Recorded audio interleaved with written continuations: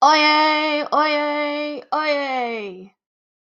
Today, in our nation and throughout the Commonwealth, we are celebrating our glorious Queen's Platinum Jubilee. Elizabeth, the second of that name, our most beloved sovereign and head of the Commonwealth for 70 years. How apt that this should be the platinum anniversary of her accession. Platinum, that most noble of metals, more precious even than gold. And so it is in honor of this unique occasion that beacons will be lit this evening throughout the United Kingdom, the Channel Islands, the Isle of Man, and the UK overseas territories, and in all the capital cities of the Commonwealth. Let it be known, in proclaiming this tribute to Her Majesty the Queen, on her Platinum Jubilee, that we are one nation and one Commonwealth. God save the Queen! Hello, and welcome to Modern Monarchy, the podcast where I discuss the British royal family, where I dig around and try to find an answer to all the questions I have about them, and hopefully answer your questions too. I rabbit holed my way into a podcast, so let's go. Hey guys, today I want to talk about the Platinum Jubilee. I don't know if you got that from the intro. I know it's very subtle, but that's today's topic. I'm sure if you're listening to this from the UK, or maybe even from somewhere in the Commonwealth, you've probably been beaten over the head with the many events celebrating this big anniversary. But I went into this just curious to see what exactly one does to celebrate the reign of a sovereign, and hot damn, I think I might be jealous. In the US, we have the 4th of July every year and some other kind of smaller holidays, and they always involve grilling in the backyard, drinking, and probably someone getting injured by fireworks. But this is so much more than that. And I imagine if you're into all this, it really brings communities together and it actually makes you feel patriotic. I mean, it's not that the 4th of July wouldn't make you feel patriotic. It's just like, it's the same thing every year. Whereas, like, this Jubilee has thousands, if not millions, of people working together to celebrate this huge event. And it's really cool. So today I wanted to start with the fact that this is the Platinum Jubilee, and I know that there's been some other ones before this, and I wanted to figure out, how do you name the Jubilee? What metal or stone becomes the name of the Jubilee? After 25 years of reign, you get the Silver Jubilee. After 40, you get the Ruby Jubilee. So at 25 years, you get silver. Another 15 years later, you get ruby. 10 years later, for your 50th, it's the golden. 10 years later, for your 60th, it's your diamond jubilee. And then at this point, they figure you're not going to get a lot more jubilees. You're probably really old.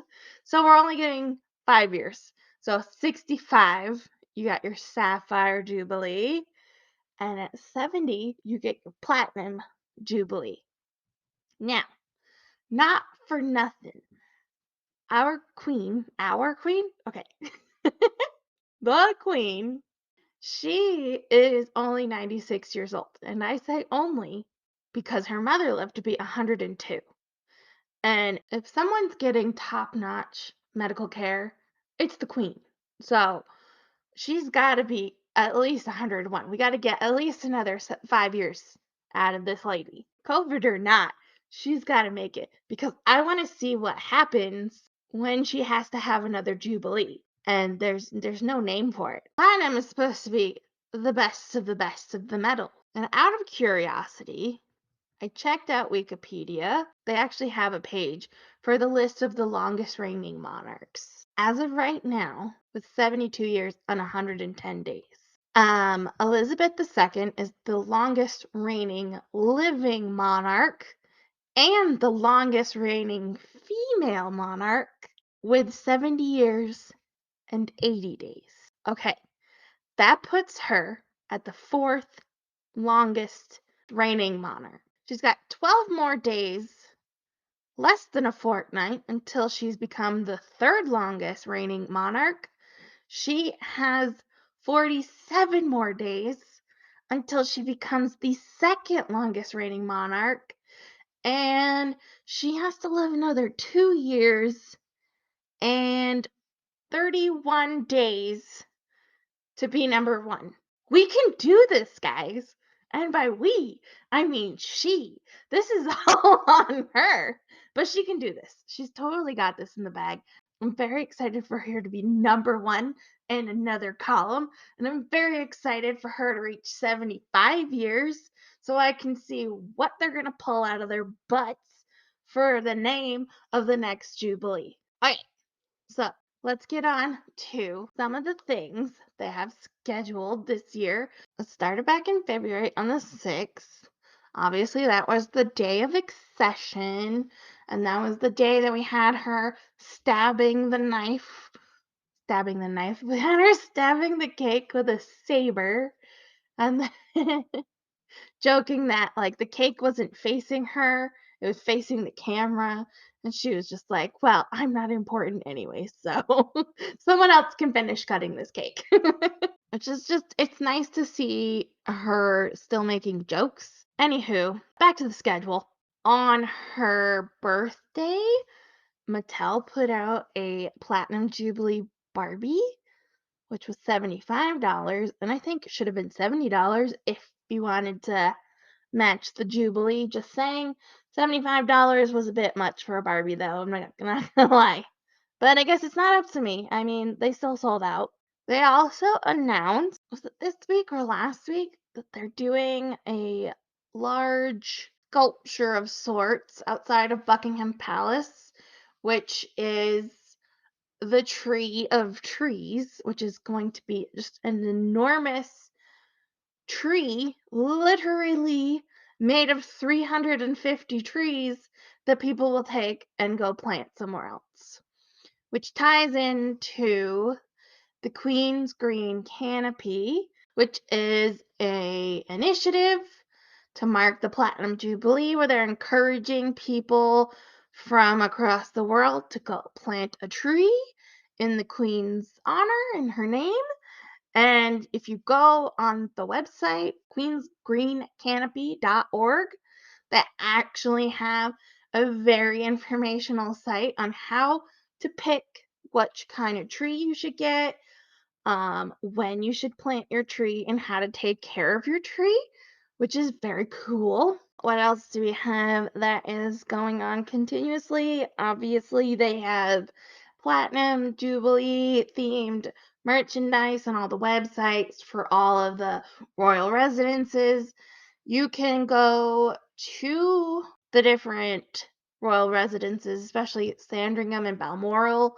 They're doing their own Platinum Jubilee based thing. So, like, there's stuff you can do at every price point and not have to travel very far if you're already in the UK to get involved and do something that makes you feel part of your British community, even if you're not doing it for the monarch. I think just doing this stuff has got to make you feel like you're part of your community and you guys are all celebrating together, and it's very exciting, and there's something for everybody.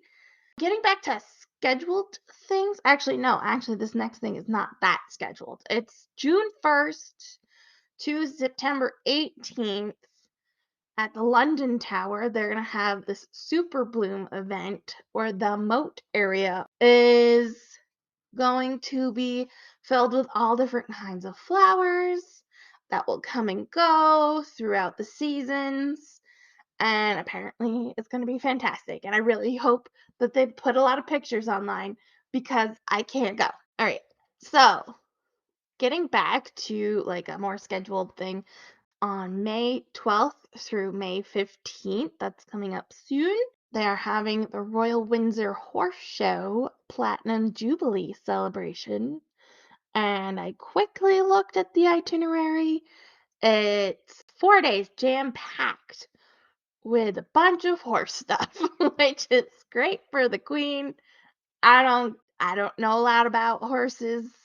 They're very nice to look at. I mean, maybe I'd go one day if somebody invited me, but I guess there is part of the horse show where the queen will be attending, and everybody is pretty, I don't know what the word is, interested, intrigued to find out if the queen is going to have Prince Andrew escort her to her seat or sit near her or somehow put him in the center stage again, like she did during Prince Philip's Thanksgiving, but I am also interested to see how that turns out. So that's the most interesting part of the Royal Windsor Horse Show for me. And then the biggest part of the schedule is obviously the Central Weekend. The 4-day bank holiday from June 2nd through June 5th. Surprise things popping up. But on the 2nd, we have the Trooping of the Colors, which is the long parade celebrating the Queen's birthday. And then there's also the lighting of the beacons, which you can go to queensjubileebeacons.com and figure out how to participate for this, because this is the stuff that I was most excited about when I really dug into it. There's going to be, okay, lighting of the beacons. There are official beacons that will be lit. You can also, I'm not sure if it's too late to do this to sign up for stuff, but I know at one point you could still sign up to have your own beacon in your own town or your own backyard neighborhood community, and it could be a bonfire, it could be just like a torch, or you could actually buy this official beacon that's on a tripod up a pole, and then there is a metal ornate orb with a crown around it that the fire comes out of, and it's attached to a gas line, and they have like the official ones on the website that you can buy. I'm pretty sure, like 1,000% sure, that's just in the UK. Most of this is just in the UK, but I'm still excited. You can find on the website the script for the town crier, which is what I read at the top of the show. You can find sheet music for the bagpipes and the bugles. There's chorus music for the Song of the Commonwealth.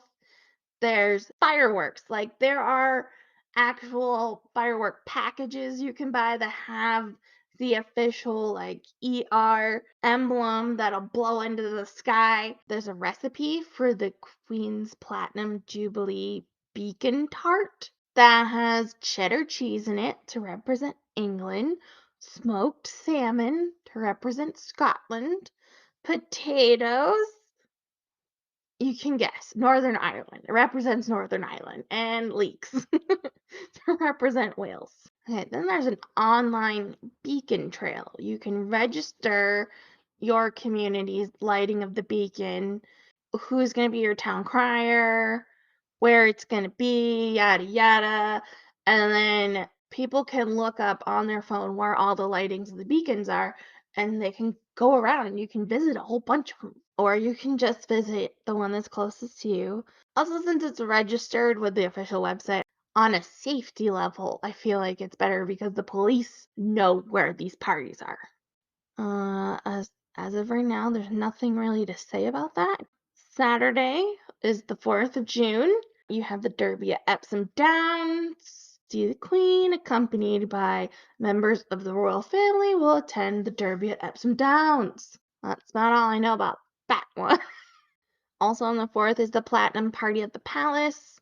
They're going to broadcast a live concert from Buckingham Palace. Should be cool. Lots of stars and entertainment. It's a concert. You can really tell which things I'm excited about. Like Sunday, June 5th. Get excited for the big Jubilee lunch. It's just another event where you can get together with your community. Usually, this is more of a neighborhood thing, like a block party is what we would call it. But there is actually, you can go onto the royal.uk website and follow the links to the big lunch. And they have kits that you can download where they have like the official invitations, posters, a message from Her Majesty the Queen thanking you for hosting a big lunch. Again, you can register your big lunch and say whether or not this one is private and you really don't want weirdos showing up or public. More weirdos, the better. They have different recipes that they suggest you can make. They have games they suggest you can play. There's a little crown template that you can print off and have the kids color and put on their heads and run around with and just have a big old lunch, a big old picnic in the street. It looks like a lot of fun. Again, I'm very jealous. The last thing we have for that weekend is the Platinum Jubilee Pageant, which I will just read the last Instagram post they put about 18 hours ago. It's like they knew I was going to be recording because they finally coughed up some details. It says, today we gathered at BAFTA to reveal all the plans for the Platinum Jubilee Pageant in more glorious detail. 10,000 people are involved in the pageant from across the UK and around the Commonwealth. This features over 6,000 volunteers, including military personnel, performers, key workers, and 2,500 members of the general public. Act 1 will feature a majestic military parade featuring UK armed forces from all three services, alongside military personnel from across the Commonwealth, to mark the beginning of the pageant. Act 2 will see a cast of 2,500 volunteers and members of the public celebrating British creativity and culture through the 7 decades of the Queen's reign from 1952 to 2022.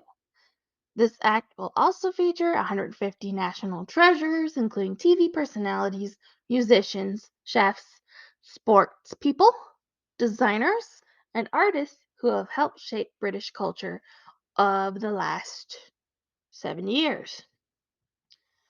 Act 3 will tell the story of the Queen's reign and personal interests with which Her Majesty is associated. This act will showcase her wedding and coronation, demonstrating her love of nature and her faithful service. Act 4 will focus on a grand finale like no other, including the singing of the national anthem.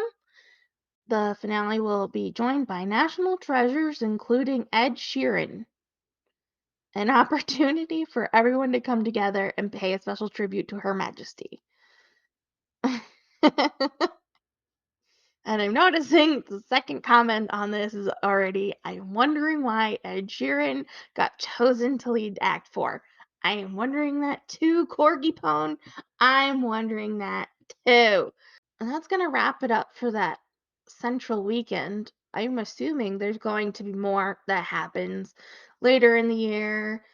Things that we don't even know are going to happen because stuff just keeps popping up out of nowhere, which is great. But with all that, I just say that I'm pretty freaking jealous because there's nothing like that over here. We don't have anything that comes along every so often. We just have the centennials every time it's 76 again, which is not going to be for a while.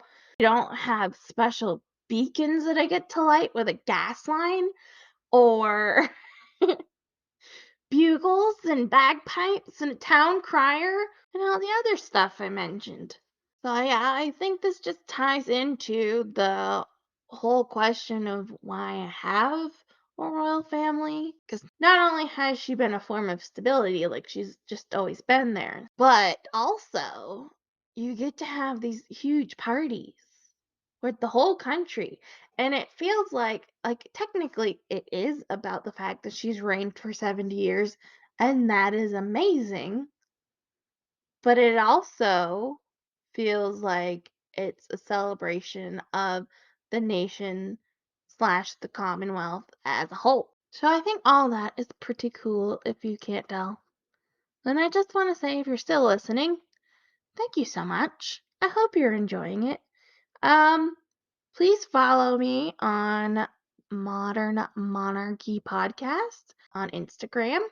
No spaces, no dashes, no nothing. Just at Modern Monarchy Podcast. And hopefully I'll see you around.